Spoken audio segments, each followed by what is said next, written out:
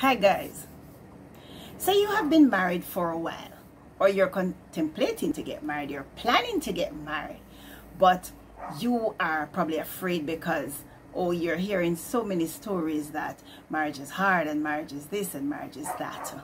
Welcome back to Motivations and Memoirs. Yes, this is the continuation of the series Yielding for Healing in Marriage. And yes, marriage takes work, but yes, marriage can work, and as such we continue the discussion. So today I have with me two lovely ladies, two wives, and we are going to discuss all about, as was promised in the last video, communication in marriage.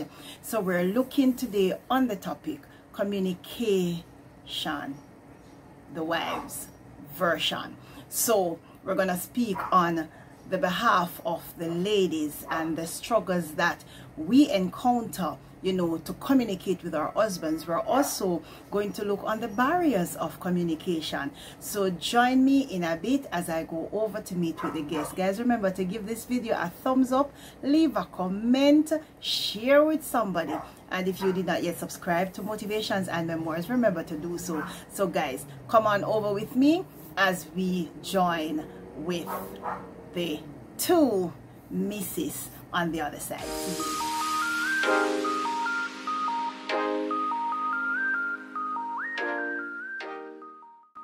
Okay, viewers, welcome back. So as I previously said in the introduction, I have with me today two lovely ladies, and you're going to hear from them as we share in this continuation of the Yielding for Healing in Marriage series. And guys, remember, when we speak about yielding for healing, we're doing this because we know that time is short, right? Life is uncertain, and we want peace of mind. We want peace inwardly, and we want peace around us, peace within our homes, peace in our marriage. And we also are preparing to meet the King of Kings. So it is only right that we yield for healing. So with me today, as I just said, I have two lovely married God's daughters. Not in that sense. Two of God's, let me fix it. Two of God's wonderful daughters, Christian women, born again Christian women, happily married. I have a first timer, somebody who works at churches and all around, but guess what? She does all of this behind the scenes. So me drag her to the front, and she said, "Me trick her," but me never really did a plan for trick her. but but she thinks that she got tricked. So welcome, Mrs. Tishan Abbott Smith. She's a teacher by profession, and she is somebody who is good at organizing and putting on, planning for this and planning for that, but behind the scenes. So she's shaking in our everything right now. But welcome, Tishan, to Motivations and Memoirs. And we have again with us Mrs. Debbie Dobson. And of course, you know that she has three lovely kids and is a businesswoman. And Tishan is young in the marriage thing, younger than Debbie and myself. Next month, I am 27 years. How long, Debbie? 16. 16. And Tishan is what, 3, 4? Right, go. Remind 3 years. 3 years. Right. But these you say 27, 16, 3. I experienced that, anyway you take it, because if it's even 3 months into marriage, you already start gaining experiences. Right. So,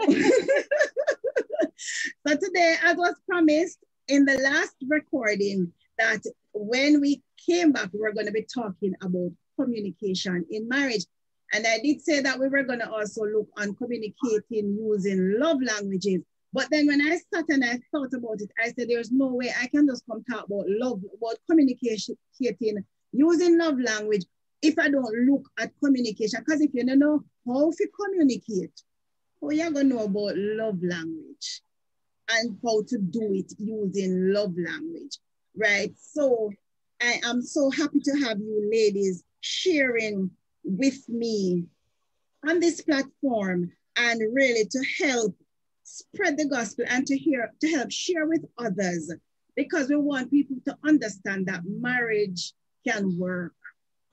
It just takes a lot of work, consistent work, but there is hope for marriage. The enemy wants us to think that, oh, we just give up, it no work, and we just give up and move on. No, we're God's people and we're saying what God joined together, we will not sit back and allow anything at all to put it asunder by the grace of God. And as such, we are here to empower, other couples and to just share and to build up others using our own experiences and our own little visions, our own little thoughts, just to empower. So today we are looking on probably a taboo. You can practically call it a taboo topic in marriage communication. However, we're focusing on communication in marriage, the wives' version. So, and I don't want the men to feel away because your part coming up. We're gonna have some men come on here and they're gonna tell us their version of communicating with us. So we're just here to share on communicating in marriage, our version. So of course, we know that communication has to do with the sender, the receiver, and whatever. It's a process, it's a flow. And if it is not done properly, then somebody is left holding the bag, as they would say, left standing as a, what she just say? What she mean? Let me just hear. And this is how a lot of persons have been living, right? But no, we want to hear from our Debbie Dobsakar as she just share on this whole thought, communication. Just give us your opening thoughts on this whole aspect, and then that will be followed by Tisha. Well, one of the things I can say first is that lack of communication causes frustration. So I don't know if it's rhyming or what, but I been married for 16 years. I'm still learning. I don't think there's an art yet. And before I even say that, but it is something that is very, very important, because especially using some words or some jargons to somebody else, or to, let's use my husband, let's bring it home a little bit more personal. So I'm an accountant / auditor. And if I'm talking to him about monies in the house, I can't be talking to him as though I'm talking to one of my colleagues who would definitely know exactly what I'm talking about, just with one word without explaining. I have to be very simple with my explanations, and maybe not just to him, but I find that it happens with men in general. As simple as possible, to the point, and not bother with the extra load. As they say, go around the bush, they cut straight through the bush. And dares not talk to them when they're watching a show. For my husband, if he's watching his Western and I want to get his attention, you know how you get attention to persons who are deaf? You flick the light switch, you get them attention that way. Don't stand up in front of the TV. But if you want the attention, stand up there. What? You know, see me, I watch that. So, I mean, with them, it gets to be a fun thing after learning. But in the beginning, it's very frustrating because you are cultured one way as a woman and they're cultured another way. So for me, boy, stress. You know, and I understand to an extent what the songwriter once said. I wish that a marriage license be like a driver's license. It expire. Every 5 years. Every 5 years. With an option to hold. So me choose if we want to go back into this mess. And communication can, or the lack of proper communication, if there's so much of a term, can cause you to reach to that point. But when you're growing in God and you're doing things God way, you have to be patient with your husband, and you have to be patient with yourself as well.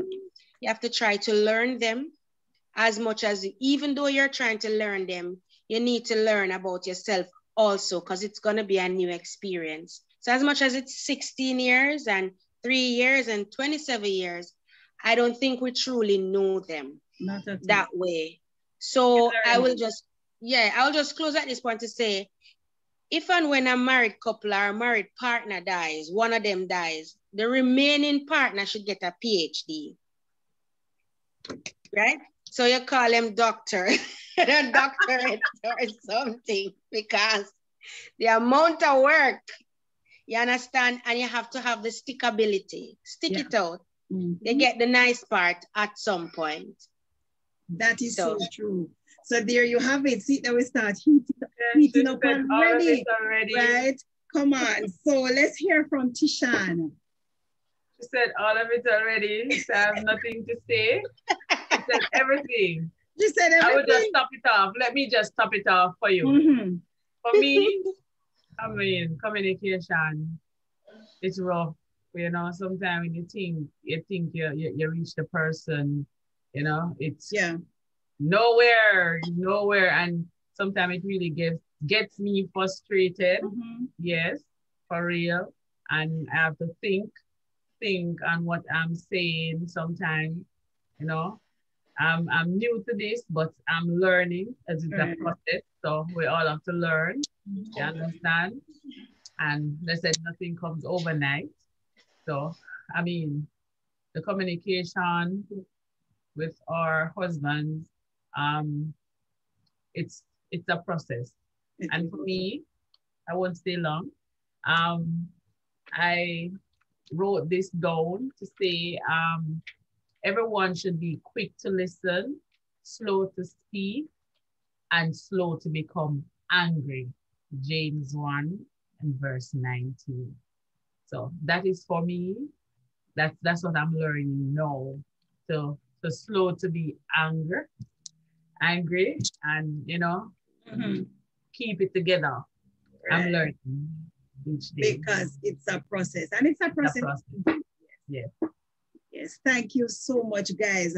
For me, I mean, I have realized that communication is one of the most important aspects of marriage. I have realized that no problem, no situation, no issue, if proper communication is in place with both parties,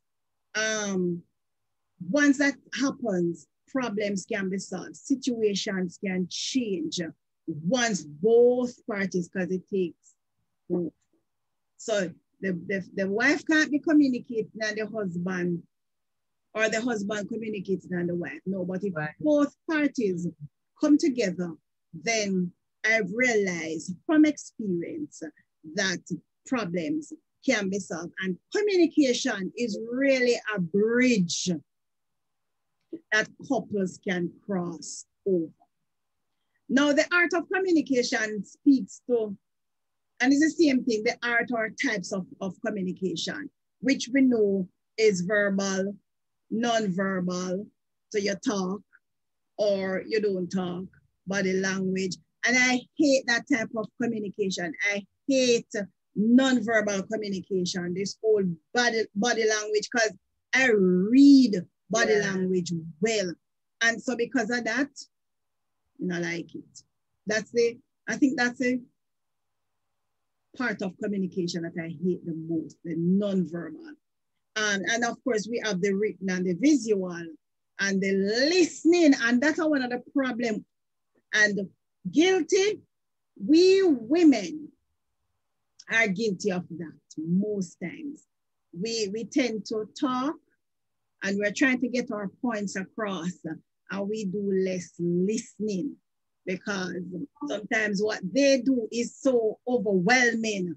And so we want to get what we're saying and talk, but then we have to also listen, right? So our own experiences from this whole verbal, non-verbal, written, the types of communication, the way how we get what we're saying across to our husbands, is very important because, as I said earlier, communication is a bridge, but we have to know how to build that bridge because we don't want to have a marriage where every time we open our mouths, he knows what we're going to say, and so he shuts down or he becomes defensive.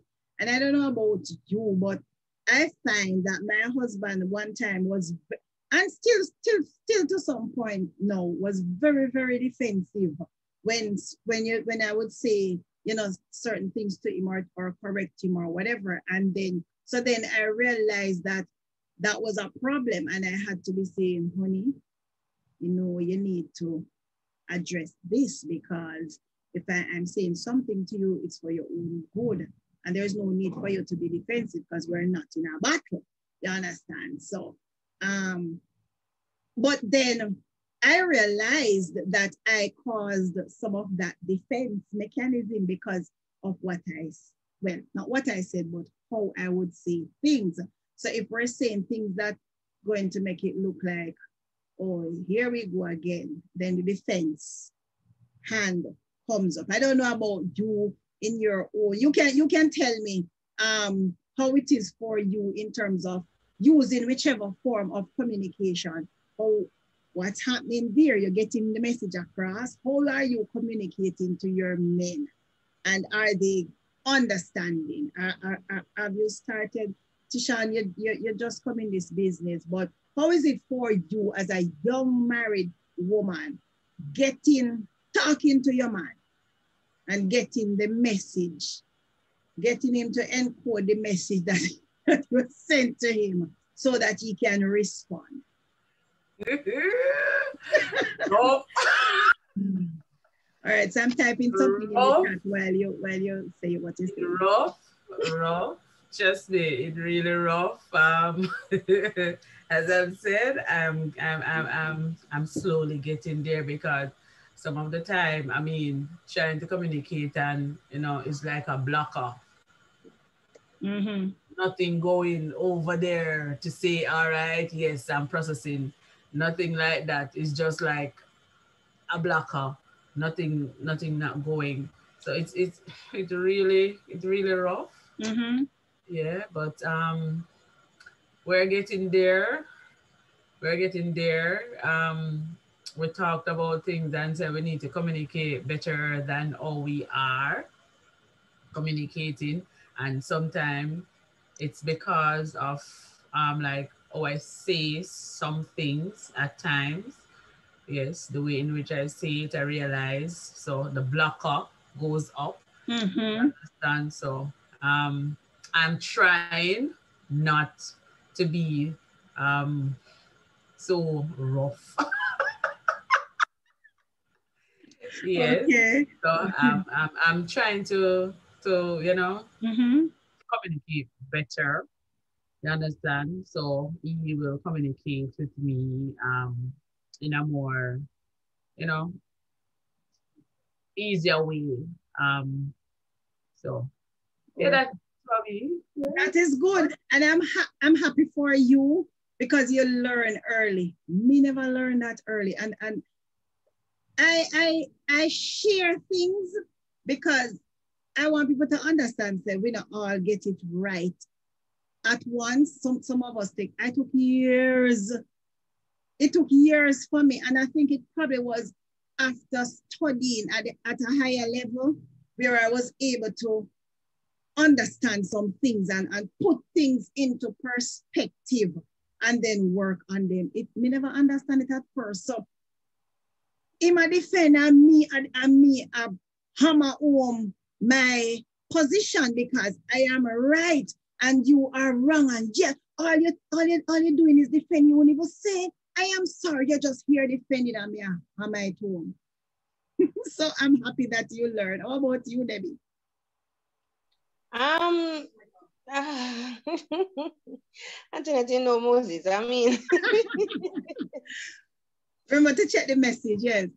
Yes, this is like two worlds coming together. Oil and water, as our marriage counselor had said, and trying to get it in sync. That was what we were trying to do. Trying to make the oil and water synchronize. It doesn't really happen. Oil is going to be oil and water is going to be water. So if one is more fiery, the other one has to be cool. And I've taken on the nature of being cool. I don't have this. In the earlier stage, we would have an argument and you vex, me vex, and that's it.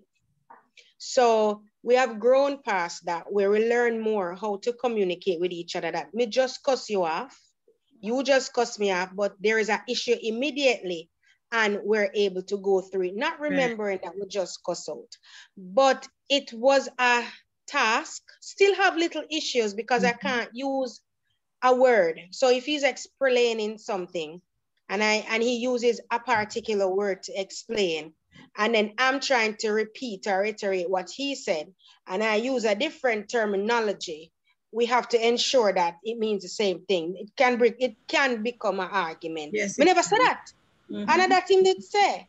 So it's not that he's not saying what I don't know how to term it, but we can be using two. If him say something extra, I just simple as a word. I'm like, much of them brain. And it's not like it's art. And you would probably say, but this will only happen to somebody who not really have much education or who not this. No, no man have him education and have sense, him know everything. But don't use a different word is not that him say. Right? So I am learning that because in my head, I say, what kind of foolishness this? But I'm learning as I go along, and I am trying my best to maintain certain composure, even still, but it's at a different level than it was in the earlier years. So why?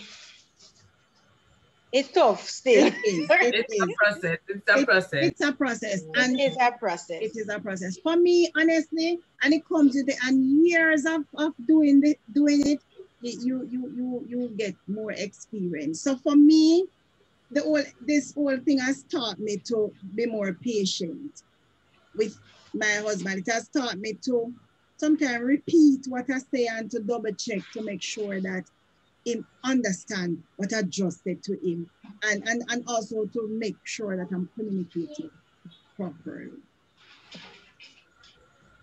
Yeah. In a way that he understands what I'm saying clearly. Right. So after us looking on, the whole communicating to our men, then of course it helps us now to identify the barriers in communication. So for me, I was able to identify one of the barriers with my husband, which was I think that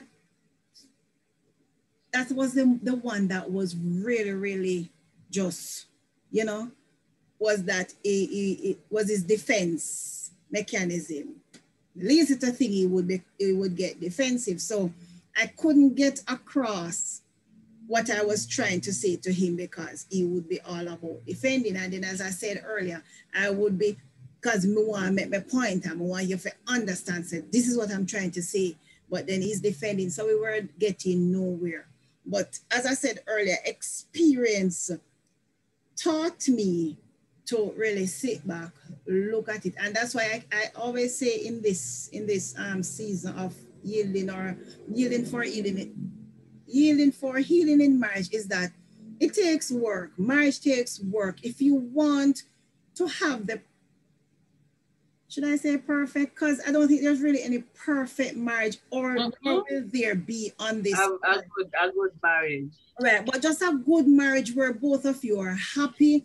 Because remember, I said it in previous episode, marriage is to make you better.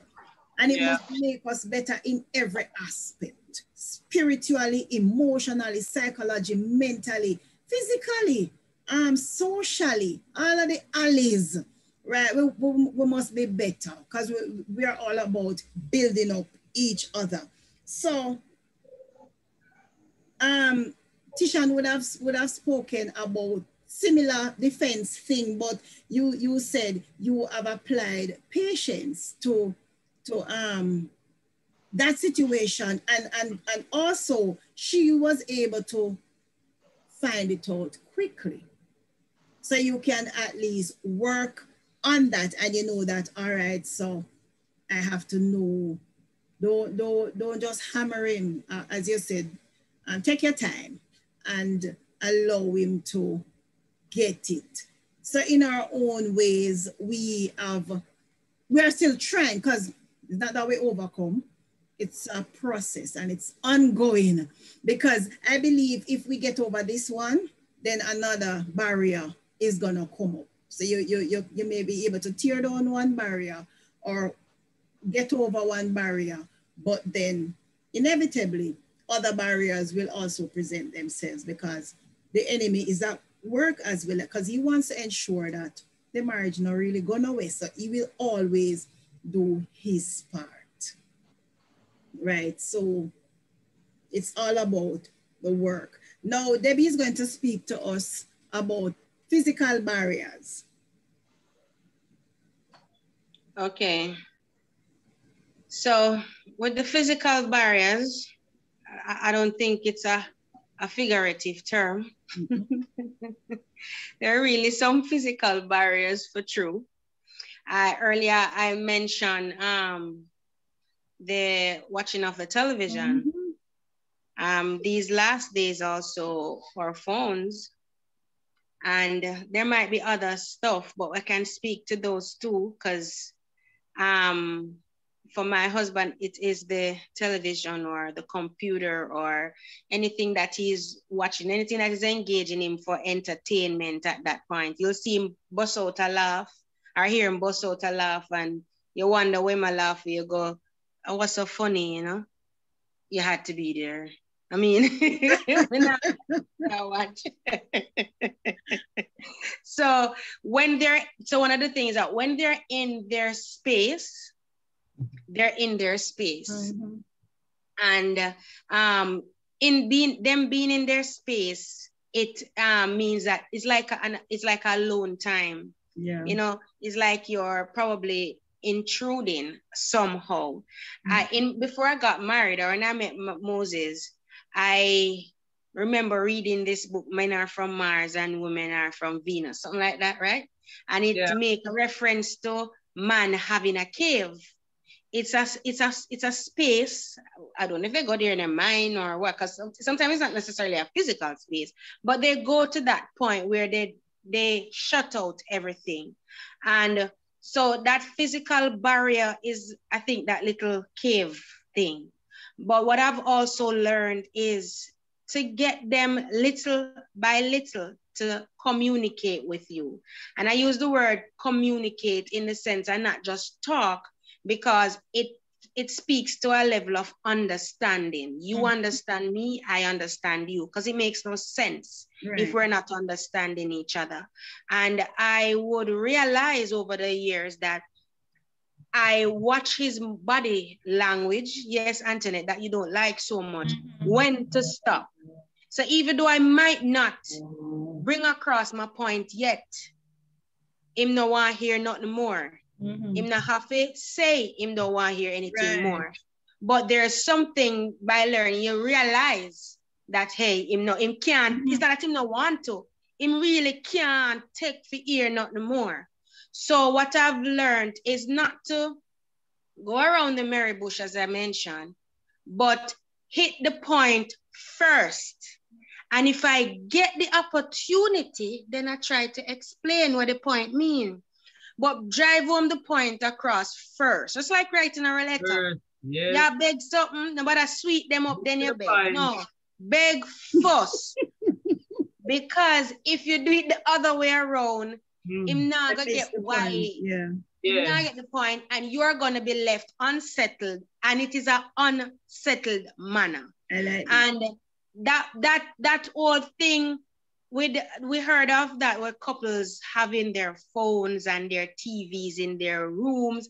I am trying to do that. I have been trying to do that for years, but especially operating your own business, and you have to be keeping up with, sometimes you have to be reading a lot of articles and going a lot of things. So sometimes I'm in the bed with the phone. So messages coming in and all of that is not necessarily say, hey, whatever, but it's something I have to do before tomorrow morning. But we have to know when to strike a balance, when to draw the line and all of that. So another barrier that I identify, apart from the whole technology, is that if your husband do not know or have not learned how to communicate with Almighty God, you're going to have problems. One, if your husband do not have a prayer life where he's talking to God himself and God is responding, and not for us to say, how you know God to talk to you, because persons have asked that question. But communicating with God gets you in a space of solace, you know, where there's a space inside. My husband is learning that. And so that puts a little plus. Yeah. So the devotion and the Bible study, we still have a tug and war, because there are different perceptions. I can't kill you for your perception. You can't kill me for mine. But what did the word say? So I'm trying to keep that thing going. I don't know if anybody have this problem where your devotion start this minute and it's a boom. And then you realize by the time you reach at the end of the week, you wonder when it stopped. Or what did happen. You realize you pass a week, you pass 2 weeks or whatever. So it is very important, and I've learned that in order to communicate effectively with your spouse, you need to be communicating with the creator of that spouse. Because while you're there praying and asking God to change him, because I'm not communicate good, you forget to mention God change me, because me not communicate good. Because you think you're doing it the right way. Oh, that's just the Debbie's way. Come on, want you hear what me I say? I'm gonna want to go back on the matter. I'm want you hear no. So it's like pushing through a whole heap of something is a bottleneck, because Moses ain't having it. You don't know? That is his response. You don't talk? Jesus. Yes. All right. All right, Donna. All right. We hear. Yes. Yeah. And I'm not really hearing, you know. That is not that them really done. After a while, they see our moves moving like this. They might be looking just to say we are getting attention, but they're not hearing one thing. You know how I know them not here? The following day, I will mention something. Say, what you talk about? But I mentioned that yesterday. So the big barrier, him prefer to sit down and listen to the tune Bonanza. I mean, annoys me. And he prefers to go and do all of that rather than to say, okay, I'm going to listen, you know, but he's getting better. After 16 years, I mean, wow, that's a long time for you to be getting better. You should have been better already. But we're coming from two different backgrounds, where you were the only one in your household. And I had my siblings to play with. So you alone, you go in your room, you lock up and you do your own business. Me ramp with my dolly, them and my sister, and me fight my brother, and me do all of that. So it's two different worlds, you know. So the physical barrier there, let us hope it don't reach to a physical barrier, you know what I mean? God, you know, punch. So, and that is what is happening in nowadays time, where the divorce rate is so high, because persons are staying home, and they're staying home, they're in each other's space more. You don't realize you really can't take this one here. You thump him down. My God. You give him a physical part off. Yes, so it's a well, that's for me. Learning. Right. So Debbie, you have said that in speaking, in trying to communicate with our husband, we must also be good discerners because we have to watch, observe. So we're going to observe and we're going to discern. That's what I gather from that, because you're going to see with their body language. You're going to know when they must say, all right, done. Top. Get the point. Or when they're saying, all right, what you try to say? Whatever. So we have to be good discerners. We have to be good observers and know when and how, when to talk, how to talk. And also how important it is for your partner to be also a man of God. For your partner. And how long to talk. And how long to talk, right? Your partner are true. They experience that, and my husband say, why you always have to lecture? My son will say the same thing, because my son will say, all right, mommy don't know now. But me want to make sure I say you hear what me say. So I'm going to reiterate until I am certain you understand what I'm saying. But I find that men just say what you say and just cut it and go on about your business. Yeah. But also the point you touch, the important point you touch, Debbie, is that the partner is good, because if you don't have a partner who is praying, who knows how to pray and knows how to seek God, oh Lord, that is also problematic. And then, of course, I heard you mention a little that Tishan is going to speak about the culture, because if, as you said, your husband grew up a certain way, you grew up a certain way, you know, then we have cultural barriers, and that can be a problem if we don't identify, you know, the culture of your spouse. When he used to, how he was socialized, what was he taught, and all of that. And then, because he's merged now, you know, your family, his family, you're sharing things. So tell us about cultural barriers, Tishan, your own aspect, experience, or whatever of cultural barriers, your life, your husband life, and now entangled together. Talk to me about that. Well, for me, with the cultural barrier,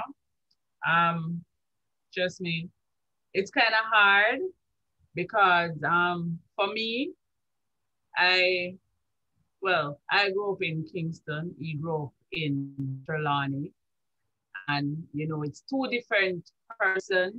I grew up with my mother, living with my mother alone, and I have everything for myself, and always in my room, and you know, bookie and all of that. While he was living in Trelawney and all of that, so he's around his family, and them love the world for excitement and something. That is me. I don't really love those and all of that. And it poses a bit of problem when he's so excited at times and I'm not excited. So that is really a cultural barrier for me sometimes, but I'm learning. I'm getting the process, because sometimes he will say, come let us visit his family. And I said, no, I'm not gonna wear, man. You just want to be with him, yeah. I really might be by yourself. I just want to be by myself, and you know, normally on a Christmas we always go there, and always a force me ready. Yeah. Like, trust me, I'm always a force, and like I'm ready. I'm ready to go home now. I don't want to be there. I'm bored. I'm this, and I just want to go home. So you know, that really was a cultural barrier for me, and I'm learning. I'm trying to get over that process, because I'm always want to go home and go anywhere. I'm ready. So that is one for me, and I'm learning to say to. This is one to if I want to say anything, I just go and say it to him. You understand? If I have anything I want to say, I just go to him and say it. Even though sometimes it will pose a little bit of problem, but I will just go and say it. I won't be in doubt of saying it. I just say it and all of that. So some of these barriers, that was the biggest barrier for me, the cultural barrier. And you know, so I try to be open.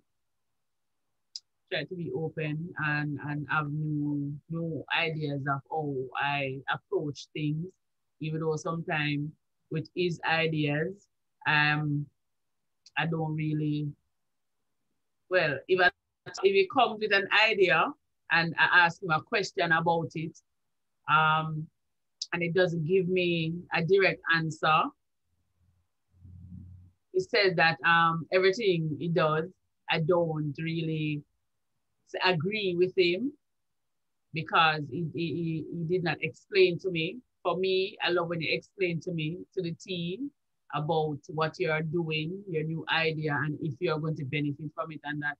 And so that part for me right now, I am working on that part. I am trying hard enough to get through that part because I see where it is posing a problem in that part, being that I'm not agreeing with whatever he wants, to new ideas. So the cultural barrier, it's a whole lot. It is. And it is a process. And I'm always like quiet. I don't have a problem being alone because I grew up like that. A quiet child. But I'll do the things then, but yeah. I don't like the volleyball, noise and the exposure and all of that. And, even though I'm a family person, but sometimes I just can't really have too much of the family around. Even at my house, even if they are here, I just go away and shut away from everybody. I think that's selfishness, but I'm trying to get out of it. And he's that cuddly person, and sometimes I can't bother. So you're the opposite. Yes, I am, because I love to be in my space. I love to be in my space. Trust me, that's me. Sometimes he's there and like, come. Okay, I'm like, come on, my heart, I can't bother. Yeah. I'm like the opposite of everything. Yes. So I mean, well, it's rough. It's really rough, and I'm learning. It can be. Yet to get there. As I said, it's a process. And I guess that's why God put two opposites together. Yeah. Oh my God. Right. But one of the things is that if you don't adapt to it, I mean, it can be problematic. Yes. Because my husband is the opposite of me in a whole lot of aspects. I mean, so but I don't even know now. I think it's probably, I don't know if I higher education or if I God or what, or just common sense. I don't know what happened, but I know say I started to look on. So before I judged him or I got angry, once I just sat down and looked and said, okay, his mother died when he was 6. His father was all over the place. I mean, his elder sister was the one who, tried to mother everybody. And so he just grew up out there and up and down, whatever. So I am the touchy-feely person. And so if I'm not careful, I'll get into trouble with like my male friends because I'm talking and I'm touching.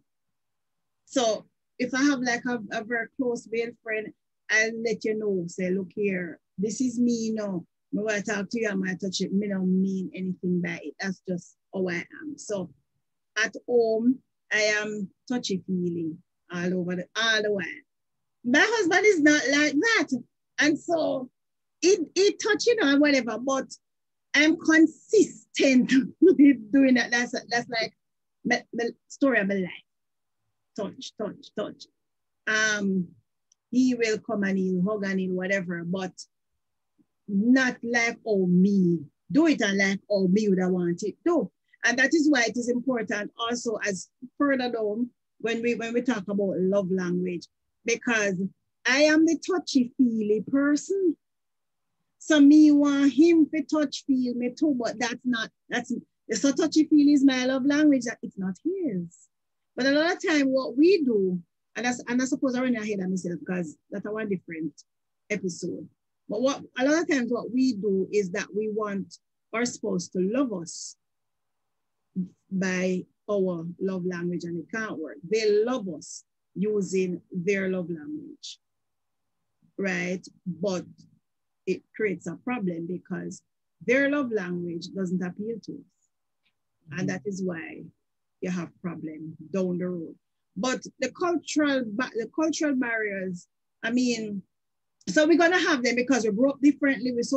You over there, so with your big family, made it in Americana, and then now we have to come together. He likes to go out and have family time, whatever, and I like to be in my corner. But then marriage comes with compromise. So you have to compromise with him by going out, but then he has to compromise with you to understand, say, sometimes she just wants chill at home. We find that if we don't understand how to cope, you know, it can really create havoc. But then it's a simple thing. So we really want, because some families have culture, they have to meet every holiday or every Christmas. Come on, no, look here, I can't deal with it. That's the one I'm fighting with, like seriously. Well, so meet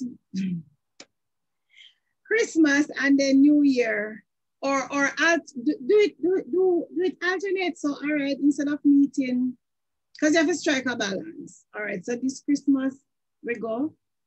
So next time we go New Year. That's the first. Time it comes to Christmas, that's the first. It's a big first cost me in a business. No, I said you don't have to go every year. Come on, we can have Christmas together. I mean, like, oh, it's a tradition. Oh Lord. No. I think that one is one of the hardest things to get away from. Sometimes I just give up here. I can't bother. I think say, I don't know. I've not seen or heard of one person who has won that battle, you know, yet. But we always try to compromise though. Don't. That is it. Always try. No, I'm saying you always want to, he always wants you to go. You don't want to go. You don't want to go anywhere, as you said. You know what? She don't want to go all the way. You don't want to go all the time. But she wants to create her own family culture now. As she said, she is selfish. So I think for the most part, it's something to seriously look at. Yeah. But you can give and take. You can go sometimes, and you know, sometimes you don't go at all. Some people never that way there. They know how to mind them, like mechanize them brain to certain things. Like changes is like a big deal. You understand? So, oh my God, trust me, it's a rough one. So that's one of the barriers in communication, culture. Because you not get set, me not like this, and me not understand why you can. So, but we really have to strike a compromise at some point. A lot of times you have to just sit down and pray about some things too, you know. There's power in prayer. I've proven that. We all have proven that. That sometimes some things bigger than we can't manage them, and we just have to take them to the Lord in prayer. That's right. Because you really want to ensure that you have peace and harmony within the marriage. So some things are just straight prayer. And that was indeed a wow. Guys, we are certainly not finished, but we have to pause here. So you have to come back next week to see the concluding portion of this discussion. And guess what, guys? I want you, as you go, to remember that we are required to put the work into our marriages. And also, wives, we are called by God as intercessors. We were created with wombs, so we are able to conceive. And as such, we have to understand that when it comes on to prayer, when it comes on to creating a change in ourselves and in the lives of our spouses, it starts with us. We are the ones who will have to begin to pray.